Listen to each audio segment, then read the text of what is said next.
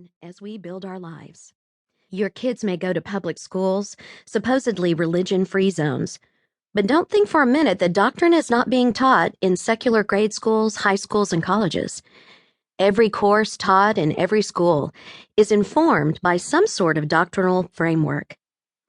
The afternoon talk shows have a doctrine. The evening dramas and sitcoms have a doctrine.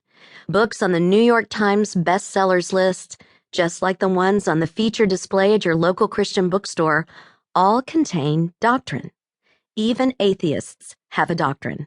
Not good doctrine, but a doctrine that leads them to certain conclusions and values, and that determines the way they think and live. Doctrine, you see, simply means teaching. It's the content of what you believe, the understanding of reality that shapes our faith. Like soil in a garden, doctrine provides the context for growing character. The soil of doctrine in which we're planted makes us beautiful and helps us point others to the beauty of Christ and His gospel. But only if it's the right doctrine. Even those of us who are longtime Christians can be misled by false or skewed beliefs we've picked up somewhere. If we aren't intentional about where our hearts and minds are planted and watered, we can't expect to end up with a healthy crop. Bad doctrine, bad fruit. Good doctrine, good fruit. My longtime friend Holly Elliff is a pastor's wife, the mother of 8 children. She has a vibrant ministry to her family and to other women. But there was a time in her late 20s when her experience of the abundant Christian life was hindered by a bad case of bad doctrine.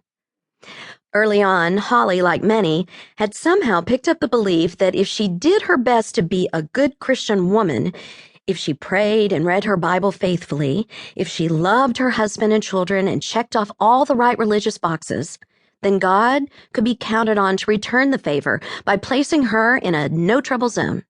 Given this assumption, this incorrect doctrine of God, you can imagine how Holly's world was shaken when trouble started showing up.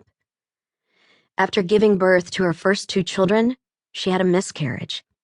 Her next child had a birth injury that required months of therapy. In the midst of all this, her father-in-law, who had been a godly role model for many years, was unfaithful to his wife, resulting in her in-laws divorcing after 43 years of marriage. Then, her mother-in-law developed Alzheimer's disease, and Holly, now with 4 young children still at home, became the primary caregiver.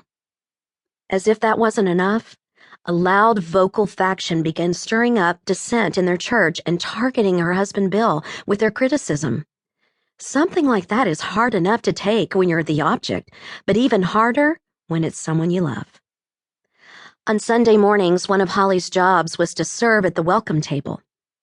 This task, which she had always enjoyed, became uncomfortable during this season when contentious conversations were taking place in the church hallways and meeting rooms, around dinner tables, and on phone calls. Nor did it help that the saccharine-sweet woman who sometimes shared Holly's hospitality duties was married to one of Bill's most outspoken critics. Now, put yourself in Holly's place.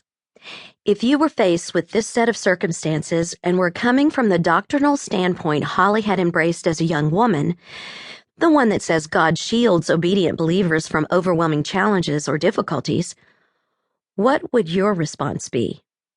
Would you be reverent in your behavior, self-controlled in your demeanor, kind in your remarks, as Titus 2 urges you to be? You see, belief affects behavior. Doctrine matters. This whole experience forced Holly to examine what she really believed. It challenged her to build a solid foundation for her life by getting into the Word more seriously and getting to really know God. The fruit of that resolve, coming out of a difficult season in her life, has been extraordinary and beautiful. So, the starting place, the foundation, for becoming Titus 2 women is exactly where Paul begins, by calling us to a life that accords with sound doctrine. Desperate for doctrine. The culture in first-century Crete, where Titus served as a pastor, was the furthest thing from good or godly. Quoting a contemporary philosopher of the day who had said, "Cretans are always like